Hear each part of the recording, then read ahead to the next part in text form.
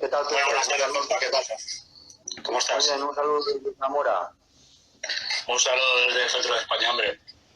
Venga, pues nada, pues aquí estaba comentando que estamos aquí otra vez porque vamos a resolver las dudas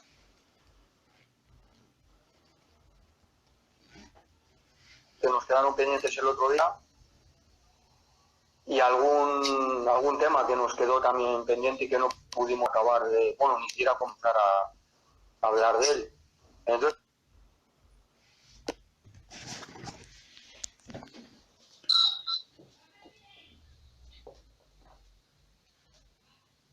...15 o 20 minutos para que hagáis las preguntas pertinentes que consideréis oportunas y a partir de esas preguntas pues ya vamos contestando a las nuevas dudas que vayan surgiendo. Por lo tanto, el formato de hoy será hablar un poquito de lo que no pudimos, empezamos hablando de lo que no pudimos hablar el otro día, hagamos esas cuestiones, resolvemos una serie de dudas de las cuales no pudimos contestar el día anterior, la semana pasada, y los últimos minutos pues para que nos preguntéis las diferentes. Así es, ¿no, Pepe? Así es, yo creo que es buena opción y si te parece, pues nada, como quedó pendiente el tema de los indicios de presencia del lobo en su medio y sé que es un tema que tú controlas, que te gusta y que creo que es necesario que contarlo, pues si te parece, empieza por donde tú quieras y consideres. Perfecto. Pues, primero voy a decir que contamos unos 5 minutos antes de las 8 para que la gente que quiera pueda ir a aplaudir y salir al balcón, etcétera, etcétera. Y pues sin más, empezamos por los indicios de presencia, que es algo que a mí me parece súper interesante y que no pudimos hablar nada el otro día. Se nos fue el tiempo y no pudimos empezar hablando nada del tema. Los indicios de presencia podemos decir, ¿verdad, Pepe?, que son las señales que deja el lobo o los rastros que deja el lobo por un lugar por el que ha pasado y que un ser humano pues encuentra con ellos, los podría interpretar para ver que ha hecho ese maldad. Efectivamente, sí. Ten en cuenta que el lobo, por su condición de animal territorial, pues va a utilizar determinadas acciones y funciones fisiológicas que le van a permitir el poder delimitar la zona donde vive para que los congéneres que viven en los alrededores sepan que ese territorio es suyo, que le pertenece y que lo está defendiendo. Entonces, a partir de ahí, si tienes conocimientos de ese tipo de etología por parte de la especie, ya entras a poder intentar averiguar o saber dónde dejan esos rastros, esos restos, que son los que tanto nos gusta encontrar cuando salimos al campo, ¿verdad? Exacto. Y que te pueden decir tanto o más que observar un lobo en libertad durante, yo que sé, 5 o 10 minutos con el telescopio. A mí me fascina tanto ir a rastrear y ver indicios de presencia del lobo como verlo por el telescopio. Es algo fascinante que te puede ayudar a interpretar ese animal en su momento sin que tú lo puedas haber visto en directo, ¿no? A mí me parece espectacular. Podríamos hacernos una pregunta. ¿Qué indicios de presencia deja el lobo? Pues los primeros que se pueden ver más fácilmente para un iniciado podríamos decir que son las huellas, ¿verdad? Muy semejantes a un perro de las mismas características, un pastor alemán, por ejemplo, o ahora que están de moda los perros lobos chihuahuacos. Podríamos hablar de los excrementos, que para mí es súper importante conocerlos, la orina, las rascaduras, y también podríamos hablar del pelo, que en muchas ocasiones se puede encontrar en las alambradas de los vallados que podemos encontrar en el monte, ¿no? Respecto a hay una controversia, por lo que yo diga, ¿no? Hay huellas que se parecen mucho de perros, se parecen mucho a la del lobo, y la gente pues puede confundir con mucha facilidad la huella de un lobo con la de un perro, ¿no? Por ejemplo, la de un pastor alemán. ¿Qué es lo que deberíamos hacer? Pues lo que consideramos desde Signature o cualquier científico, los indicios de presencia, una integración de indicios, ¿no? No solo podemos basarnos en que yo he visto una huella de un lobo para decir esto es de un lobo. Dentro de la hay una serie de métodos para poder decir esto puede ser de un lobo o no puede ser, porque en realidad lo único científico de verdad es hacer un análisis de ADN, ¿verdad? Se ha dejado las almohadillas del lobo, pueden dejar ahí una serie de sustancias que podríamos coger y analizar mediante ADN, y es lo único estrictamente científico que podría decirnos que es de un lobo. Pero hay una serie de integraciones de indicios que viendo huellas podríamos decir, oye, pues esto es casi seguro que es de un lobo. ¿Verdad, Pepe? Por ejemplo, ¿qué nos dirías tú? Yo te diría que efectivamente primero localizar las huellas, que nosotros nos hemos llevado alguna sorpresa, ahora contaré una pequeña anécdota. Eso, unirlo a la localización de los excrementos y, por supuesto, pues tratar de saber que en esa zona vive la especie. Si, lógicamente, estás encontrando restos o rastros de una especie que se parece al lobo, pero es en Murcia, pues yo que difícilmente vamos a poder asignar o atribuir esos rastros y esos restos al lobo como tal. Entonces, bueno, pues tener mucho cuidado y sobre todo siempre tomar todo lo que encuentras con cautela, hacer, como muy bien dices tú, una integración de indicios para que no te pase pues como puede ocurrir en zonas loberas en las que pues de repente nos encontramos una huella gigante, que supuestamente las del lobo son grandes, y la quieres, por lógicamente por tu deferencia de tener ganas de saber qué es de lobo, la atribuyes al lobo, pero resulta que sigues caminando, sigues encontrándote restos y junto a esa huella grande de un cánido, de repente empieza a haber muchísimas huellas de ungulados pequeños. Curiosamente, eso es lo que nos pasó en alguna que otra ocasión, que esas huellas que queríamos nosotros asignar al lobo al final eran del mastín que cuidaba al rebaño de cabras que dejaban sus huellas en el territorio del lobo. Entonces, muy bien, como has dicho al principio, yo creo que es la premisa fundamental, aunar indicios y saber que efectivamente donde están buscando hay presencia de la especie para poder tratar de integrar todos esos indicios. Sí, lo que no podemos decir nunca es por ver unas huellas de un cánido decir esto es de lobo, porque esta medida estándar que nosotros hemos clasificado aproximadamente en un macho dominante con un macho adulto entre unos 8 centímetros de longitud, 11 de longitud por 8 de anchura aproximadamente en cuanto a la mano, ¿verdad? Pero es que hay perros que pueden tener más o menos el mismo tamaño. Normalmente los mastines pueden tener una huella un poco más grande e incluso redondeada, pero es que en muchas ocasiones el terreno, tal y como este, puede desvirtuar tanto la huella de un lobo como la de un mastín y te puede generar una confusión. Por lo tanto, la importancia de hacer una integración de indicios de presencia de lobo. Como ves unas huellas de lobo, pues a ver si ahora encuentro un excremento. Si ves un excremento típico de lobo, más alguna que tiene un olor tipo, ostras, pues esto tiene toda la pinta de ser de un lobo. Por otro lado, a mí me parece importante algo que comentaste tú el otro día, que el lobo tiene un trote muy característico, una marcha de paso, que es el trote lobero, ¿no? Sí. Además de ello, se irse recta. Yo cuando lo he observado en libertad, el lobo normal recta, cuando veo que es un rastro diferente, normalmente nunca va haciendo ondulaciones, curvas o zigzag. Se para, estudia dónde un dolor y si le interesa tira en esa dirección otra vez de nuevo en línea recta. Es que los perros es muy difícil que lo hagan. Cuando una persona va de paseo con el perro suele ir haciendo bandazos de lado a lado, ¿verdad? Entonces, las huellas son muy importantes, la línea recta, el trote lobero, las medidas y algo también a tener en cuenta cuando a mí me dice la gente, oye, ¿esto puede ser una huella de un lobo? Cuando me mandan fotos por el WhatsApp. Pues sí o no. Primero sería interesante tener unas medidas de la huella, ¿no? Porque hay gente que pone una moneda, la mano, y cómo es de tamaño esa huella. Porque puede parecer de un lobo, pero a lo mejor es de un perro de la mitad de tamaño de grande, ¿no? Entonces, es muy importante siempre llevar una regla, medir y hacer esa integración de indicios de los cuales hablábamos, ¿verdad?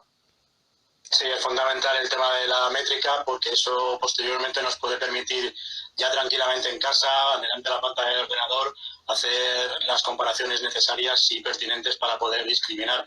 Y con respecto a lo que dices de la metodología de movimiento del lobo con respecto al perro, pues efectivamente el lobo tiende a desarrollar una caminata más o menos longitudinal en todo su trayecto, a no ser que haya algo que le haga parar o desviarse de la pista, y fundamentalmente es muy importante el saber que efectivamente los lobos utilizan nuestras pistas, nuestros caminos para poder desenvolverse en su medio, en su territorio, porque eso, además de permitirles el ahorro de energía, hace que el movimiento sea mucho más rápido. Entonces, esos son los sitios que nosotros tenemos que tratar de localizar para intentar ver y averiguar que efectivamente por ahí ha pasado un lobo y podremos encontrar las huellas con mayor facilidad. Y no cabe duda que los cruces de caminos, los tan llamados cruces de caminos, son fundamentales dentro del territorio lobero para intentar localizar no solo las huellas, sino sobre todo, que yo creo que es lo que viene ahora y lo que te apetece hablar, que son los tan llamados excrementos de lobos, característicos por otra parte de la especie. Algo fascinante, aunque parezca un poco cochino hablar desde aquí de los excrementos del lobo, es decir que son fascinantes, ¿no? ¿Por qué? Primero porque, como dices tú, los excrementos que el lobo deja los suele dejar en unos sitios estratégicos para él, como suelen ser cruces de caminos, al igual que las rascaduras que yo he encontrado.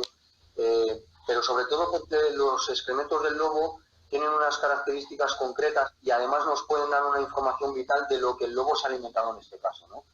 Los excrementos del lobo suelen tener unas características como que para mí la principal es decir que tienen el pelo de la presa de la cual se alimentó, ¿no?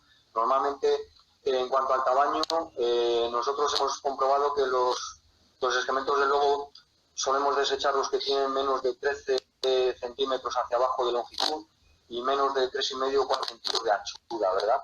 Porque podría ser o de zorro o de otro carnívoro más pequeño, etc. Eso es lo primero, pero luego en cuanto al pelaje que dejan de los animales que han podido depredar, eso no es algo que haga un perro, ya sea mastín o otro tipo de perro.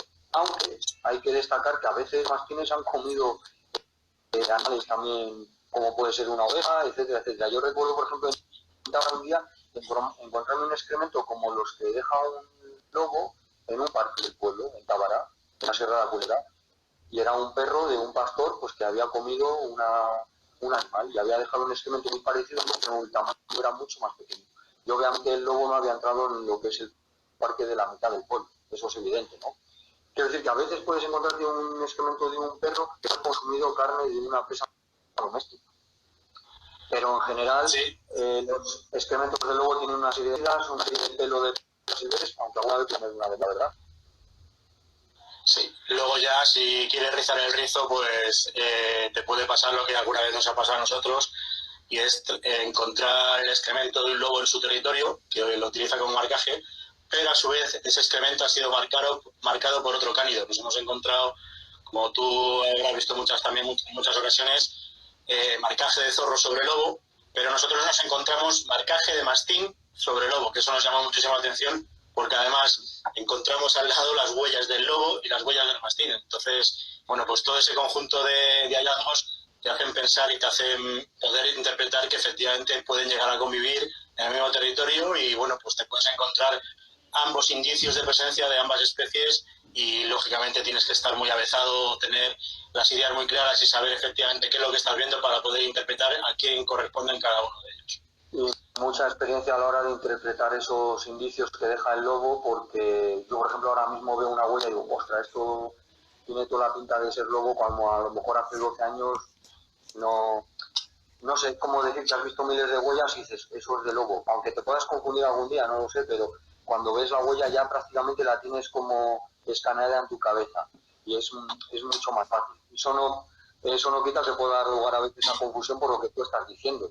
En la Sierra de la Culebra, respecto a lo que dices, pues sí que es más raro poder encontrar una huella de un lobo y un mastín a la vez, porque aunque hay algún sitio donde yo sí he podido ver que haya momentos en los que se han podido cruzar, pero es algo más raro, ¿no? Porque normalmente suelen estar los mastines con el ganado y el lobo, aunque se acerca rara vez, sucede. En cuanto a excrementos, yo ahora mismo no recuerdo verlo. Huellas sí, pero excrementos no recuerdo verlo. Lo que sí que es fascinante es lo que dices tú del zorro, que yo lo he visto muchas veces, como el lobo deja un marcaje de excremento y el zorro como desafío lo deja posteriormente. Es algo que a mí me ha llamado mucho la atención y me ha fascinado durante tiempo, cómo el zorro, siendo tan pequeñito respecto al lobo y teniendo todas las de perder, es como un desafío por parte del zorro hacia el lobo, ¿verdad? Que me parece... Sí, efectivamente. Pues si quieres pasamos a otro marcaje típico. Lo que pasa que este ya es más complicado intentar localizarlo. Nosotros solo hemos tenido la oportunidad de poder verlo en una época del año, que es en invierno, cuando ha nevado, que son los marcajes de orina. Y bueno, pues como cualquiera puede entender, no es lo mismo el marcaje de orina de un macho que el de una hembra. El de la hembra es un chorro redondito que se deja caer y marca su circulito, con algunas gotas que va dejando cuando ya termina de levantarse, y el chorro típico del macho que lo lanza cuando levanta la extremidad, pues también te puede ayudar a saber que efectivamente esa zona está delimitada por la pareja de reproductores de ese territorio, y es un dato muy interesante a tener en cuenta y que quizás yo creo que sea uno de los rastros que son más difíciles de localizar, independientemente ya de que estemos intentando buscarlos en invierno. Pero bueno, que a veces tienes suerte, los encuentras, los fotografías y te llevas esa satisfacción personal de haber localizado el marcaje de orina de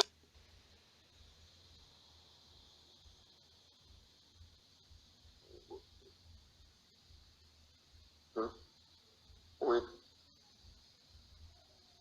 Pepe, te pierdo. No sé si se me escucha.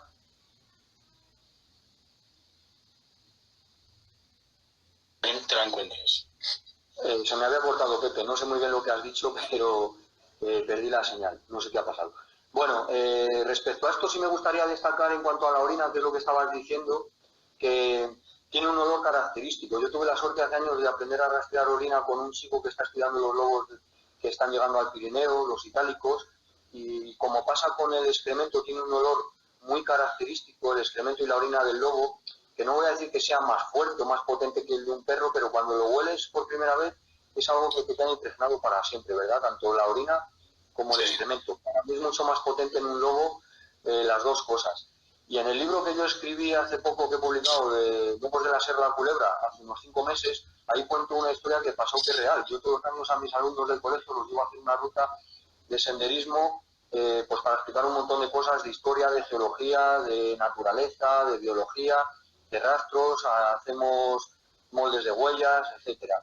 Y un día, analizando una serie de huellas que habíamos encontrado, yo dejé la mochila, el abrigo y un asta de ciervo que habíamos encontrado, apoyada sobre la cuneta, y cuando la cogí, me impregné la mano de un líquido muy viscoso y mucho olor, que era la orina de un lobo, porque yo ya la había olido previamente hacía unos años, ¿no?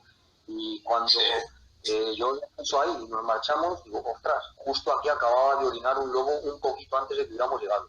Ahí ya no podemos interpretar si era el macho o la hembra, porque no podemos ver, al estar todo en secano, que tú has explicado lo poco que he oído, pero súper interesante para los iniciados saber cómo puede mear la diferencia entre un macho y entre una hembra. Otro indicio de presencia, que podemos avanzar si te parece, son las rascaduras. Que como tú decías de la época del invierno, las rascaduras, que son la impronta que dejan los lobos, igual que hacen los perros cuando orinan y marcan con las patas, arrastran para marcar, potenciar el marcaje, arrastran y se supone que es para que todo ese olor que deja la orina pues se potencie, pues dejan esas rascaduras en el suelo. Como tú decías de la orina, yo he visto estos indicios de presencia de las rascaduras, primero, en cruces de caminos casi siempre, y en segundo lugar, en la época del invierno que precede o casi se junta con la época del frío. Yo creo que es fundamental,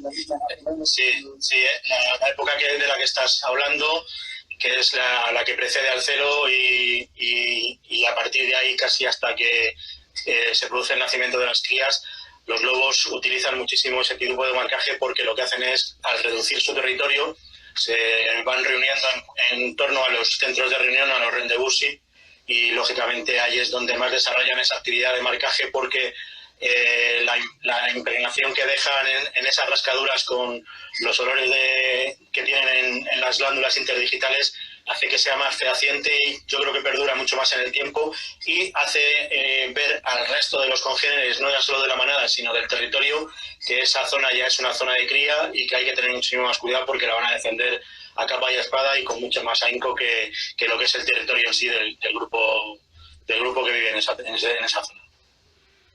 Sí, es como si fuera un indicio de presencia mucho más potente, ¿no? Que quiere llamar más la atención y decir, cuidado, esto ya es mucho más importante que lo anterior, sin que el otro no sea nada importante para ellos, todo lo contrario. Cualquier marcaje de un lobo es fundamental para ellos, claro. Su marcaje territorial, al final son estos indicios de presencia que dejan, y como a veces yo le digo a mis alumnos o a clientes que hemos tenido Signature, que les explico un poquito estas cuestiones, es como en nuestra casa, cuando la gente tiene una parcela y la valla para decir que este es mi territorio y que aquí nadie entre. Es algo parecido a lo que pretenden hacer los lobos, ¿verdad? Efectivamente, así es, y yo creo que es muy raro, más complicado encontrar fuera de esa época de la reproductora ese tipo de rastros o restos en en cualquier otro lugar del territorio, y si estamos hablando de los límites territoriales del amplio territorio del grupo es más complicado de encontrarlo. Pero bueno, que son indicios que nos pueden ayudar a interpretar que estamos cerca de la zona de cría, con lo cual yo creo que nos puede hacer ver que si seguimos interpretando que eso es marcaje territorial, pero ya de la zona donde van a estar o van a sacar adelante las crías, no debemos continuar y debemos dejar esa zona tranquila para no entorpecer en esa función tan importante de los lobos, que es la época de cría. Siempre hay que dejar las zonas tranquilas, por supuesto, y ahí estás hablando un poquito de lo que yo quería comentarte después, que en cuanto a la metodología de la detención de los indicios, es imprescindible, pienso que es imprescindible tener una ética y un respeto, ¿no? Primero, por no adentrarse en lugares más sensibles, como pueden ser las zonas de cría, o marcajes muy importantes para ellos, y pues no sé, destacar en mi caso una ética en cuanto a cuando los lobos dejan un excremento en un lugar, no manipularlo, no destrozarlo ni cambiarlo de lugar, como ya a veces me he encontrado, que pasa a una persona, ve el excremento, le pega una patada y lo tira a una cuneta, donde sea. Si el lobo lo deja allí es porque es un balizaje muy importante para él. ¿Verdad, Pepe? Efectivamente, hay que tener en cuenta ese tipo de acciones y, lógicamente, el saber que los lobos, si dejan un excremento en un sitio, es por una razón fundamental para ellos, que no es porque quieran manchar el campo, sino que lo utilizan como baliza, y como tal hay que seguir respetándola para que los de cuatro patas que viven tanto dentro del territorio como fuera sepan que hay un límite y como tal tiene que cumplir esa función. En un momento dado nosotros, pues eso, cuando hemos hecho estudios de alimentación aquí en la Sierra de Madrid, como bien sabes, y hemos tenido que recoger restos de excrementos, siempre tratamos de coger lo mínimo para poder seguir dejando parte del excremento que cumpla su función, y a nosotros nos sirva para poder determinar el tipo de alimentación, si ese animal tiene estrés, los niveles de biomasa que ha ingerido, todo ese tipo de cosas, pero siempre, pues eso, tratando de coger lo mínimo posible y volviendo a dejar el excremento en su lugar de encuentro para que siga cumpliendo esa función tan importante. Sí, otro detalle que yo quiero decir es la importancia de la utilización de guantes si uno va a manipular un excremento, puesto que pueden tener bacterias como podría ser la E. coli y contagiarnos, ¿verdad, Pepe? Tú ayer es más experto que yo, has trabajado más en laboratorio y controlas mucho más. Hombre, yo creo que ya, mira, aprovechando en la época en la que estamos ahora mismo, todo el mundo que ya se ha convertido de uso habitual guantes y mascarillas, yo espero que si alguien en algún momento dado decide salir al campo y tratar de manipular esto, que yo no lo aconsejo, lógicamente, pues ya sabe que efectivamente hay que tomar determinadas medidas de seguridad, de bioseguridad, sobre todo para intentar no contagiarnos de cualquier posible parásito que pueda tener la especie en sí. Te recuerdo, Juanpa, que son I23 y todavía nos queda mucho que hablar, así que a ver por qué tema te decides ahora, que tenemos unos cuantos ahí pendientes. Digo lo último de interpretación de indicios, que pienso que hay que tomarlos como un todo, hay que ponerse siempre en la piel del lobo, ver qué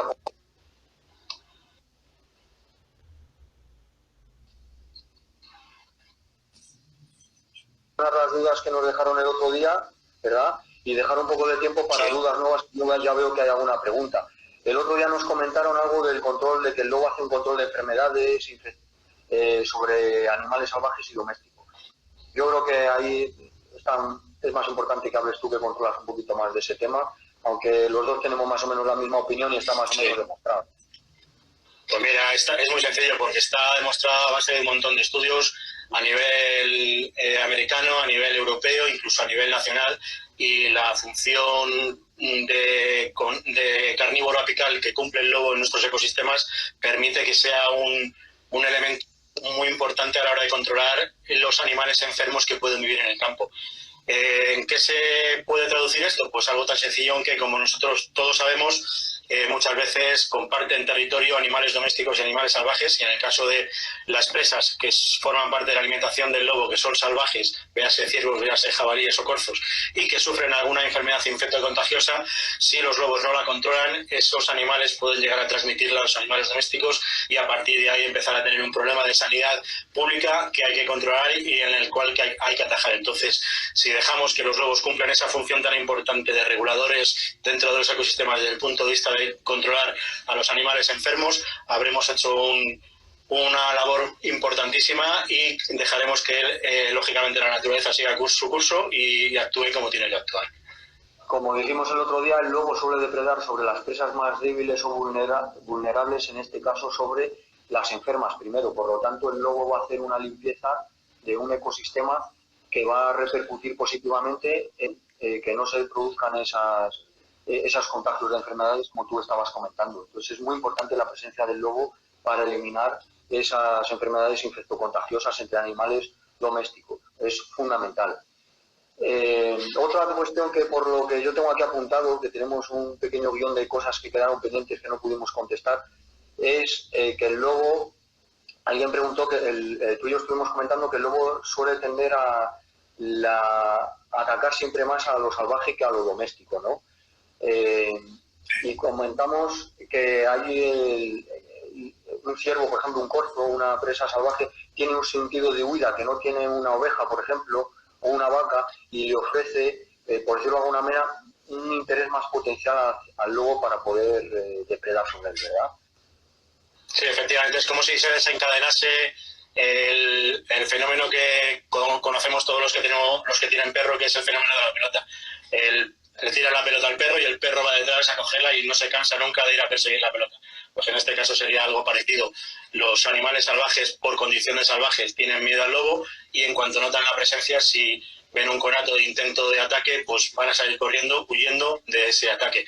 Un animal salvaje, en principio, no desarrollaría esa actitud y con lo cual pues no desarrollaría en el lobo la actitud de atacar, y por esa razón siempre se ha dicho que el lobo de alguna forma prefiere siempre las presas salvajes porque estimulan más en él la acción predatoria que cualquier animal doméstico.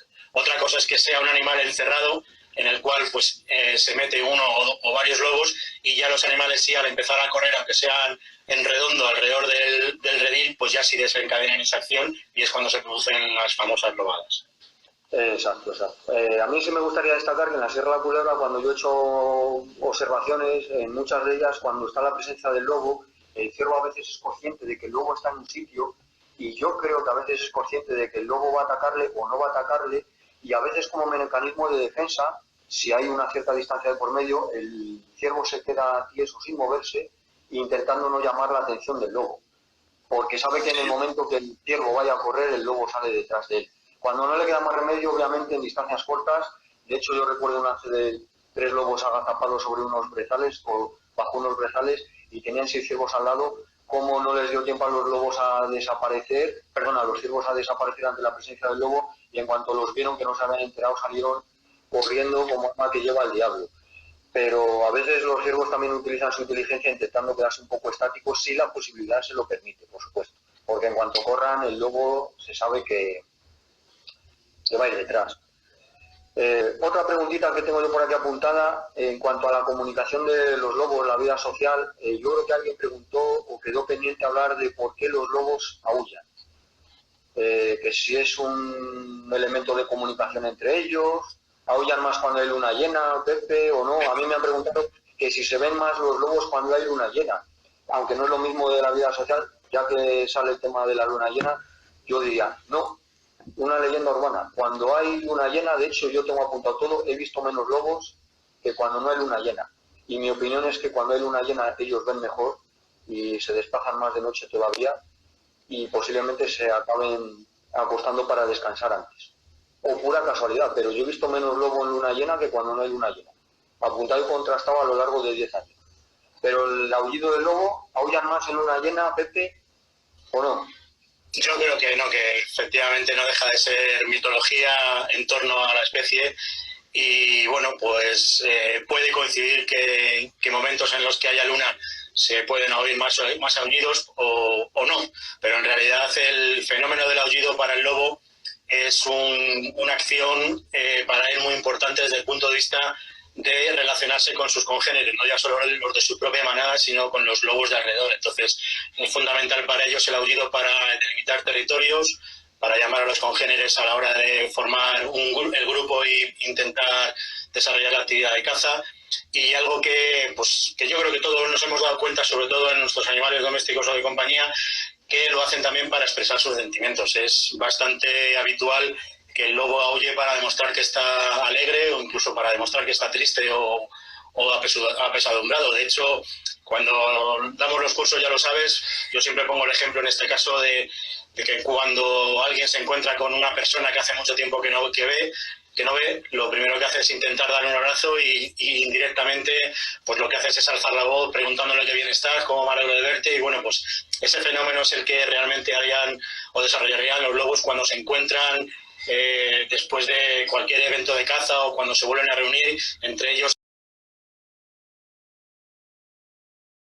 Y ese gemido a veces se transforma en un aullido de alegría en el que pues, todos lo que hacen es aullar para afianzar esos lazos entre ellos. Y la tristeza, pues igual, yo estoy triste, apesadumbrado, me voy a un rincón y a lo mejor me pongo a llorar. El lobo no llora, pero aulla de tristeza, y ese aullido, lógicamente lastimero, si lo oyes, sabes perfectamente que es un aullido lastimero y no tiene nada que ver con el resto de los aullidos que utilizan para poder transmitirse otro tipo de sentimientos o marcajes territoriales en este caso. Sí, destacable para mí es que yo en la Sierra de la Culebra he oído aullar más a los lobos en la época del periodo de cría, como puede ser verano, y sobre todo he oído más aullar a lobos por las noches que al alba, por ejemplo, al atardecer que al alba. Y casi siempre ha sido en época, como te digo, finales del verano, comienzos del otoño, que suele coincidir en este caso, para mí, cuando empieza la jornada para ellos al atardecer y van a reunirse, etcétera, etcétera. Y otra cosa que he podido, yo creo, más o menos, entre comillas, comprobar, es que pienso que hay manadas de lobos que aullan un poquito más que otras, o he tenido la suerte de oír a unas manadas más o a otras. No sé si esto será así, pero me parece que he oído a algunas manadas aullar más que a otras. Casualidad o no, no sé qué opinas tú.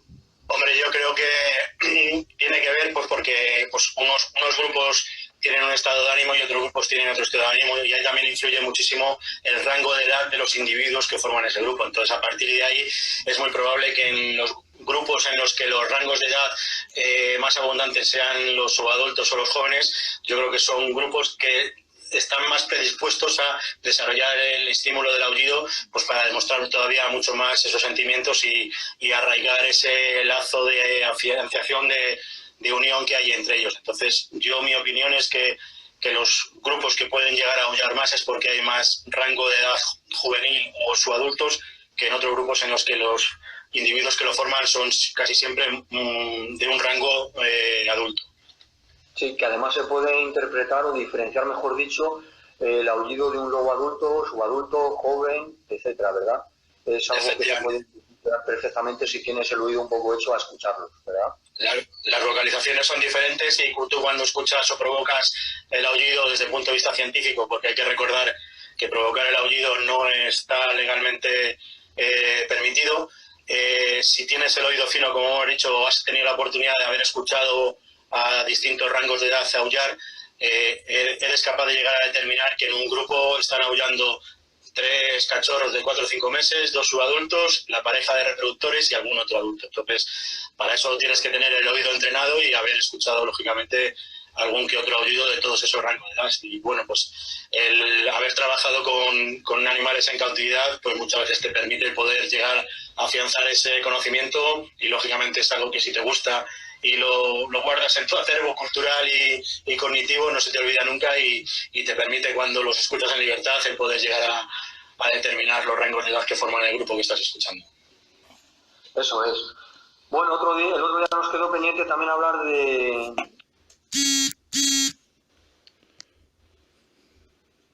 los lugares de cría del lobo, en base a qué crían un sitio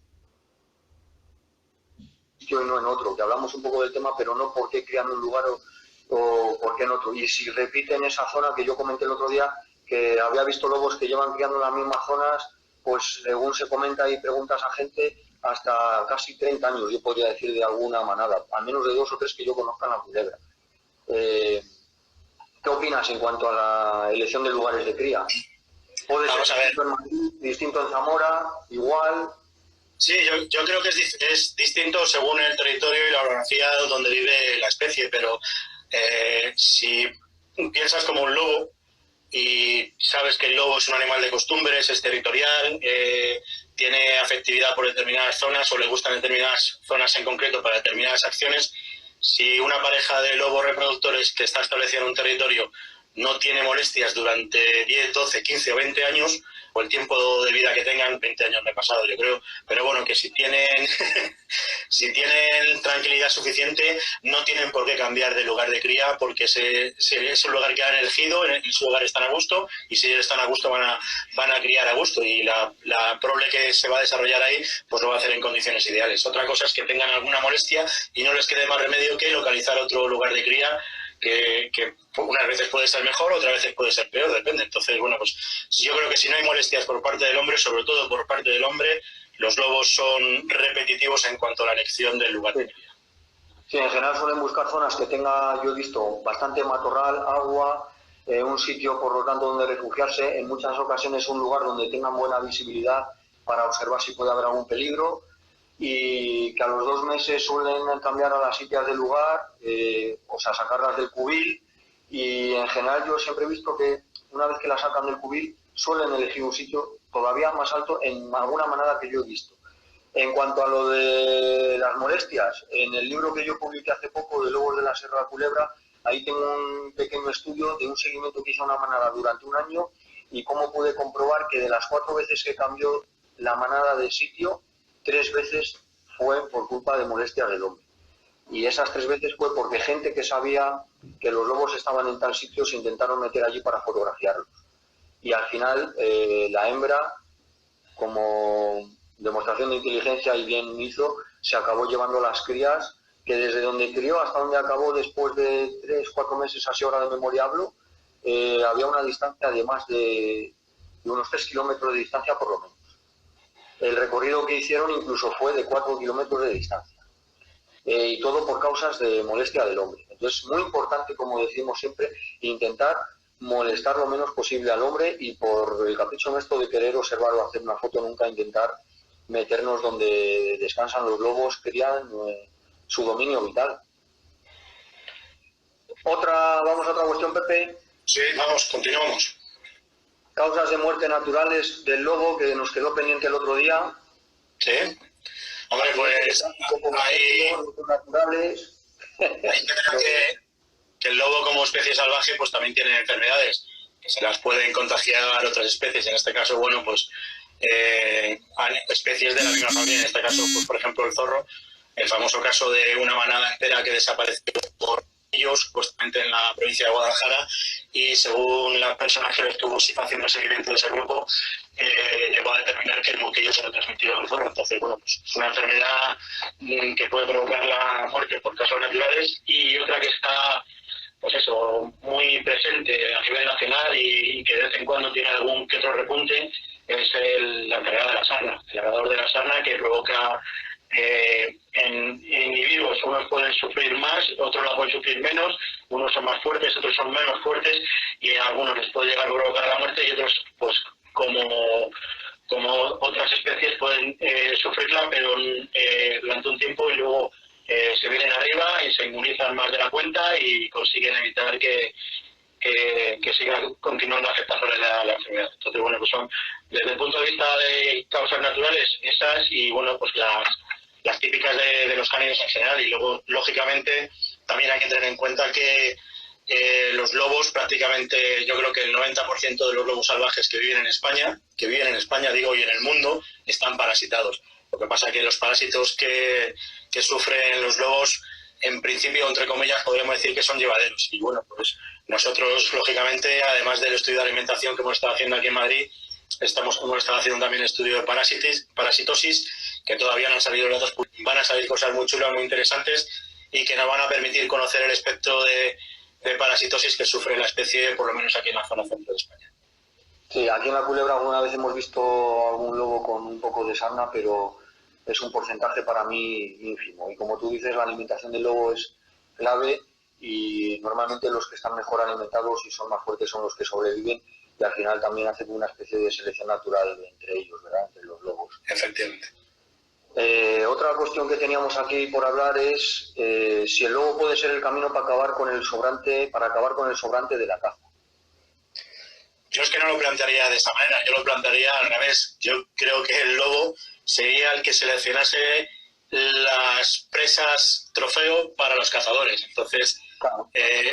Si lo vemos al revés, lógicamente la pregunta no tiene nada que ver y yo desde luego no considero que el lobo sea el que solucione el sobrante de caza. Entonces, el lobo va a cazar lo que se le permita y dentro de la densidad y disponibilidad de alimento va a tirarse a intentar eliminar a los animales más débiles, enfermos o que tengan alguna tara. Entonces, a partir de ahí, pues cada uno ya puede hacer sus conjeturas de si el lobo se alimenta solo de las sobras o el lobo realmente cumple la función de seleccionar las presas para que la población de herbívoros salvajes que viven en los territorios del lobo sean animales robustos, fuertes y que, bueno, pues si tienen que salir para la caza, que sirvan para la caza. Pero vamos a ver, no consideraría yo nunca al lobo como el basurero de lo que nadie quiere desde el punto de vista de la caza. No, ya lo habíamos hablado antes, que el lobo depreda sobre los más débiles y que por lo tanto, también lo habíamos comentado la semana pasada, debido a ello, por ejemplo, los ciervos más grandes y más potentes de la península ibérica están en general en la Sierra de la Culebra porque ha hecho una selección natural. En realidad el lobo es como dices tú, no es que vaya a acabar con el sobrante de la caza, es que hace una regulación del ecosistema en general y en particular de ciertas especies, ¿no? En donde las haya. Entonces, desde mi punto de vista, totalmente de acuerdo contigo. Otro detalle que tenía yo aquí apuntado es que en Riaño normalmente suelen cazar o matar los cazadores al menos 2 lobos por manada, por grupo, ¿no?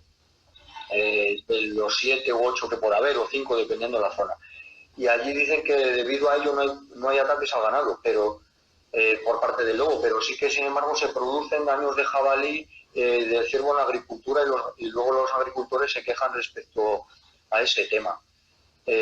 Algo similar nos sucede un poquito aquí en la Sierra Culebra. Yo he hablado con ganaderos y en cuanto, por ejemplo, alguna manada que ha estado funcionando bien o ha crecido el número de lobos porque después de que este año no se ha cazado porque el año anterior cazaron en este lugar los cazadores a un lobo, al año siguiente no se ha cazado y se cazó en otro sitio, pues en un lugar donde la manada aumentó de número de miembros de la familia, prácticamente desaparecieron los jabalíes y prácticamente desaparecieron los daños de los herbívoros a las huertas, a las tierras de labranza, etcétera, etcétera.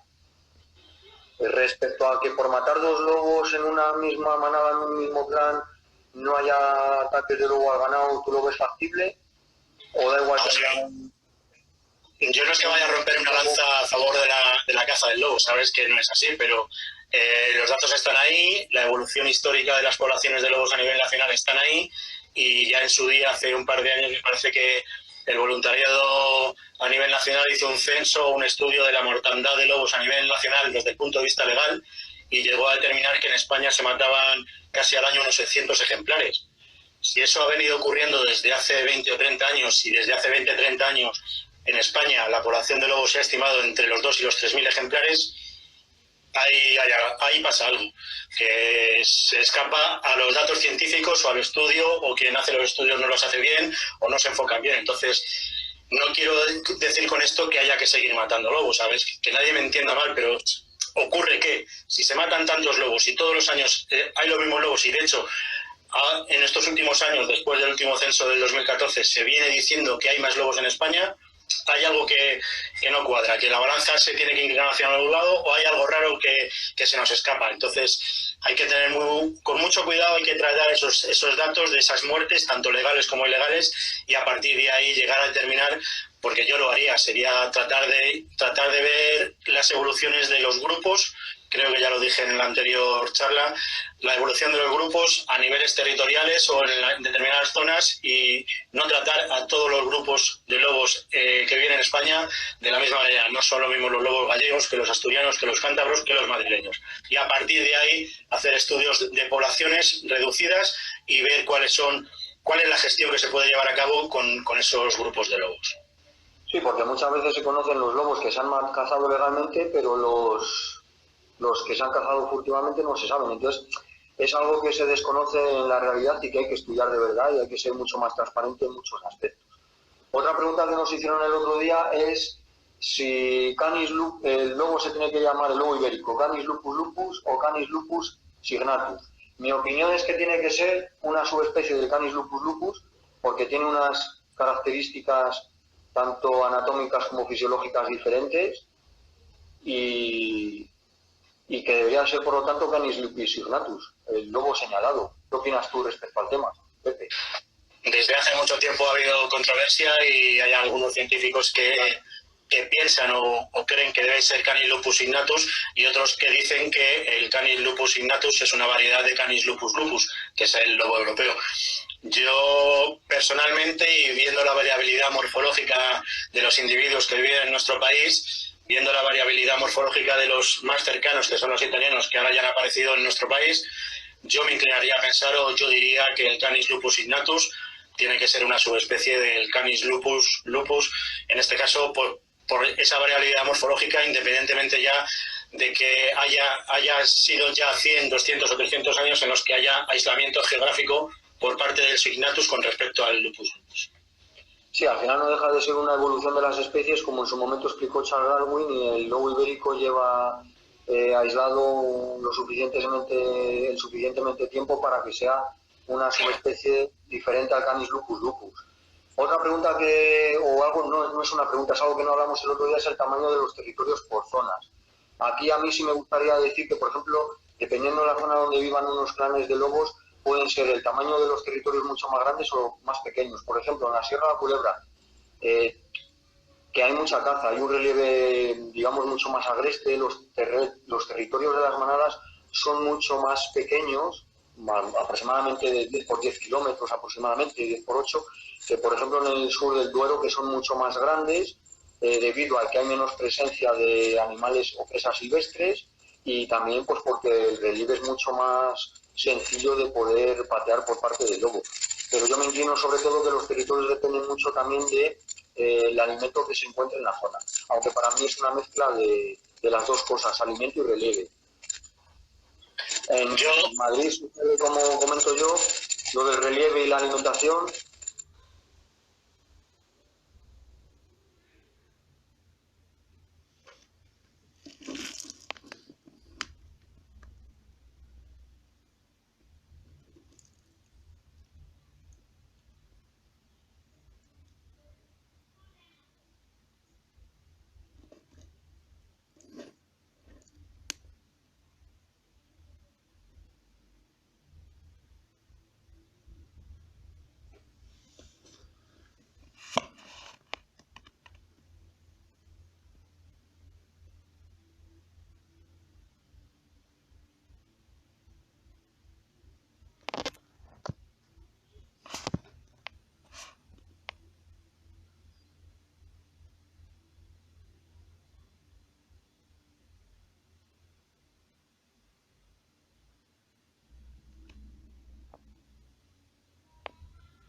Es fundamental.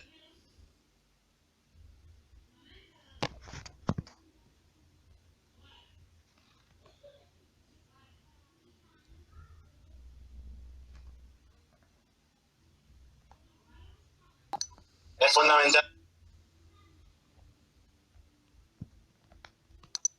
Tenía batería al 50% y no sé por qué se me ha apagado, igual se me ha estropeado el móvil. Estoy con otro ahora. Vale, escúchame, que nada, a la hora que es, yo ya he dicho que finalizamos la charla, y bueno, pues simplemente recordarle a todo el mundo que intentaremos colgarla en el canal de YouTube de Signature. Yo no sé si la he conseguido grabar, creo que sí, y si no, pues seguramente Robert la ha grabado, y a partir de ahí pues iremos informando a todo el mundo a través de Signature Web de dónde se cuelga y cuándo se cuelga. ¿Te parece?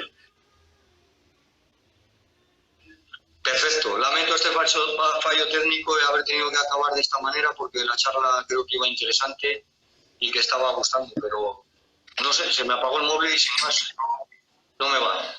Nada, solo nos quedan 4 minutos para las 8, si quieres despedirte. Pues nada, despedirnos, que muchas gracias a todos por estar ahí, que espero que os haya gustado y nada más. Que lamento pues lo que acabo de decir, el de haber acabado así de regular por culpa de que mi móvil se ha muerto, parece ser. Así que, bueno, en fin. Yo creo que se han llevado 2 por 1 y la verdad es que el rato que hemos estado ha sido interesante. Yo creo que la gente lo ha agradecido, que es de lo que se trata, y bueno, pues nada, aquí estamos, yo por lo menos personalmente, ya lo sabe todo el mundo, para resolver cualquier duda, a título particular, personal, como sea, Y ahí está nuestra página para intentar ayudar a todo el mundo que tenga alguna duda con respecto a la especie, ya lo sabes.